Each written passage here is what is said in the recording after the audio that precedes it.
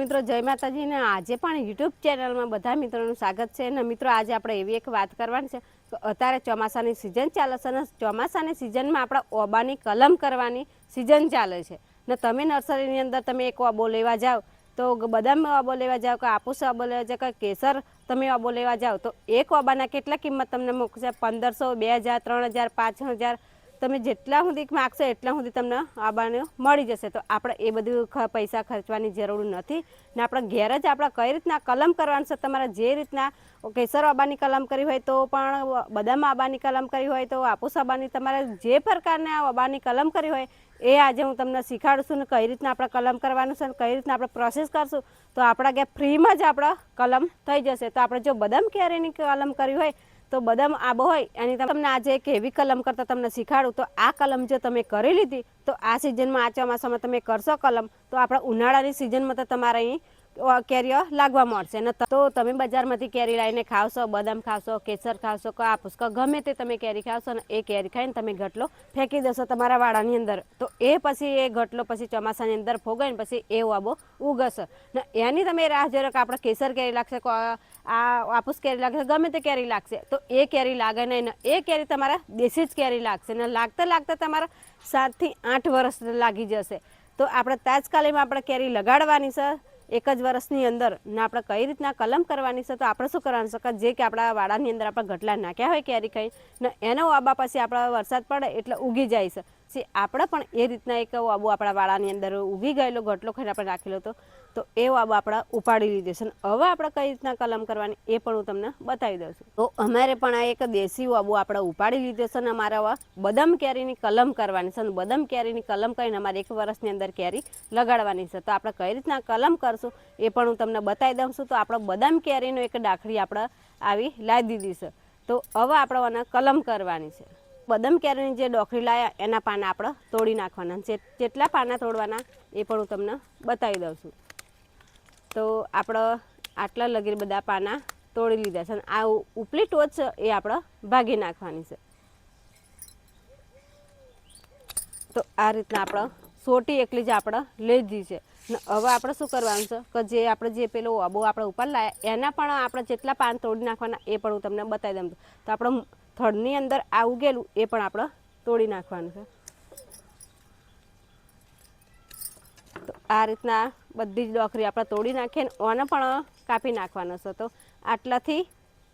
જે દેશી આબો છે એને અડધોથી આપણે કટિંગ કરી નાખીએ તો અડધો આપણા આ રીતના આપણે ભાગી કરવાનું છે ને હવે આપણે જે દેશી આબા લીધેલો આપણે એને આપણે શું કરવાનું છે વચ્ચેથી આપણે ચીર કરી લેવાની છે તો ધીરે રહીને આપણે ચપ્પાની મદદથી ચીર કરી લઈએ એટલે સીધી ચીર આપણે થઈ જાય તો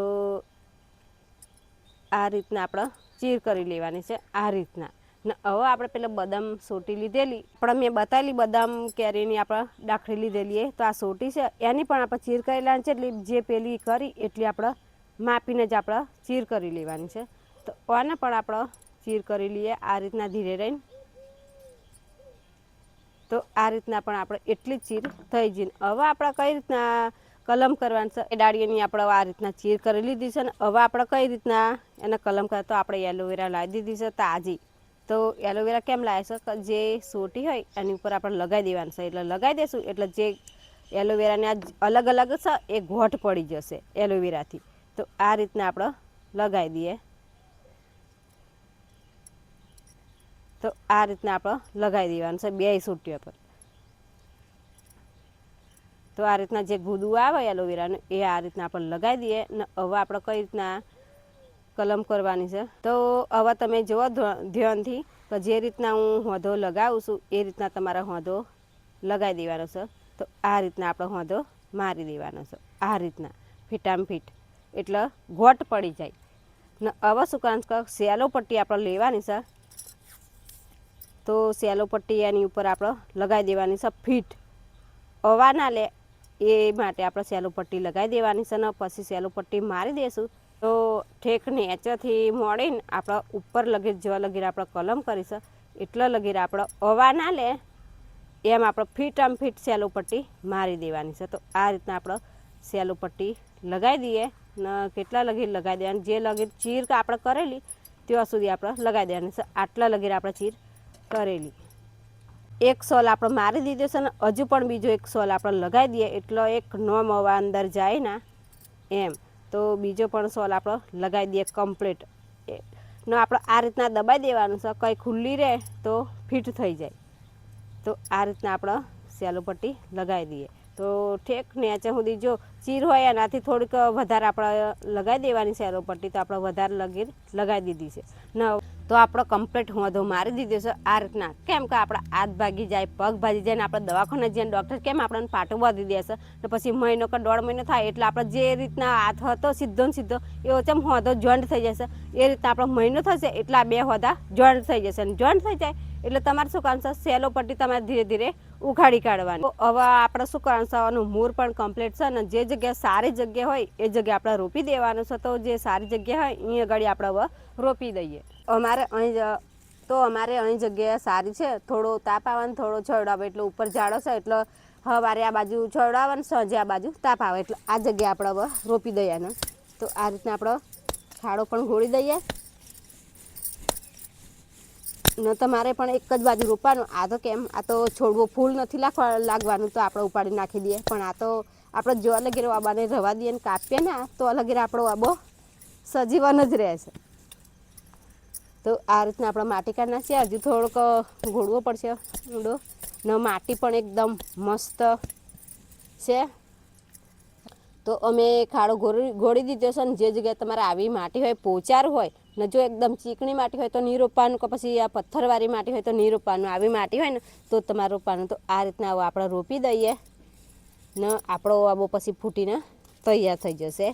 ને. પછી 1 વર્ષ પછી આવતા ઉનાળો તો કેરીઓ પણ લાગવા મળશે ને. આ આબો પછી વધારે નહીં ફૂટે, ખાલી આપણા જેવડો જ થશે, વધારે ઊંચો જાય નહીં. તો તમારે પણ ઓબો તો આપણા સિઝન ચાલુ છે ચોમાસાની એટલે તમે પણ કેરીઓ ખાઈને તમારા વાડાની અંદર નાખ્યા જશે ગટલા. એટલે ઓબા તો કોઈ પણ જગ્યાએ તમને મળી જશે. પણ તમારે જે કેરીની જે ઓબાની તમારે કલમ કરી હોય એની તમારે ખાલી એક પેન્સિલ જેવી સોટી એકલી તમારે લાવવી પડશે. તો એ સોટી તમારે ગમે તે જગ્યાએથી તમારે કોઈના ઘેર હોય ઓબો તો અહીંથી તમારે ભાગી લાવવાની. આ જે રીતના આપણે કલમ કરી એ જ રીતના તમારે કલમ કરી દેવાની છે. તો 1 વર્ષની અંદર તમારા ઘેર પણ કેરીઓ લાગવા મળશે. અને તમારે પણ નર્સરીમાંથી મોંઘા આપણે રોપ લાવવાની જરૂર પડે નહીં. આપણે પછી કલમ કર્યા પછી જેવી આપણે સાકરી કરશું એવા ફળ લાગશે. તો વિડીયો ગમે તો લાઈક કરજો, શેર કરજો અને કમેન્ટ કરજો.